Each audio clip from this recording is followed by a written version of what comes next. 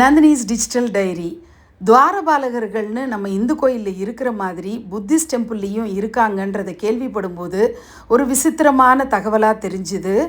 இந்த கோயில் Buddhist temple ரொம்ப சூப்பராக இருக்கும். இன்ஃப்ராஸ்ட்ரக்சர் அவ்வளோ நல்லா இருக்கும், ஏகாந்தமாக இருக்கும், இயற்கை சூழலோடு இருக்கும். அவ்வளோ பெரிய மெடிடேஷன் ஹால் இருக்கும். அந்த ஹாலில் யாருமே இல்லாமல் நம்மளும் புத்தரும் மட்டும் இருக்கிறது, அது ஒரு தனித்துவமான அழகாக இருக்கும். அங்கே இருக்கக்கூடிய க்யூட் சிலைகள்லாம் பார்க்க ஆசையாக இருக்கும்.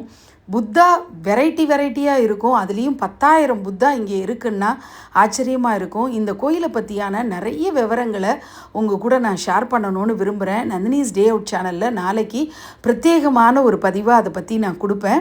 அதை கண்டிப்பாக நீங்கள்லாம் பார்க்கணுன்னு சொல்லிவிட்டு நான் அன்போடு கேட்டுக்கிறேன்.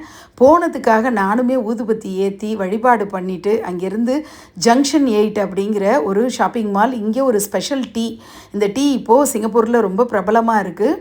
ஒரு க்ராக்கரி ஷாப் போனேன். வாசினி பாப்பாவுக்காக ஏதாவது ஸ்பெஷலான பவுல் தேடலான்ட்டு. எனக்கு ஒன்றுமே பிடிக்கல. அதுக்கப்புறம் நான் ட்ரெயினை பிடிச்சி சோமர்செட் அப்படிங்கிற ஒரு ஸ்டேஷனுக்கு வந்தேன். அந்த ஸ்டேஷனில் இருக்கக்கூடிய ஷாப்ஸில் ட்ரெஸ்ஸஸ்லாம் தேடி, அதுக்கப்புறம் கொஞ்சம் பசி எடுத்ததுன்னு பிரெட் டாக்கில் போய் ஒரு டோனட் சாப்பிட்டுட்டு அதுக்கப்புறம் ஆர்ச்சர்டு வந்துட்டேன். ஆர்ச்சர்டு வந்தது ஐஃபோன் ஸ்டோருக்கு போகணுங்கிறதுக்காக. விடாமுயற்சி விஸ்வரூப வெற்றி.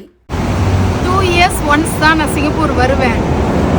வரும்போது குட்டி ஷாப்பிங்னு நிறையா நான் வாங்கிட்டு போவேன். போகும்போது பெரிய லோடு தான் எடுத்துகிட்டு போவேன். இந்த தடவை நான் எந்த ஷாப்பிங்கும் பண்ணலை, குழந்தைங்களுக்கு மட்டும்தான் வாங்கணுன்ட்டு. விக்னேஷுக்கு, பாப்பாவுக்கு, வாசினிக்கு 3 பேருக்கு மட்டும் குட்டி ஷாப்பிங் பண்ணேன். அது ரொம்ப சின்ன ஒரு அமௌண்ட்டுக்கு தான் வாங்கினேன். ஆனால் எப்போ நான் சிங்கப்பூர் வந்தாலும் அடம் பிடிச்சாவது வாங்குகிற ஒரு விஷயம் இருக்குது, அது ஐஃபோன். போன தடவை 15 Pro Max வாங்கினேன், இந்த தடவை 17 Pro Max வாங்கினேன்.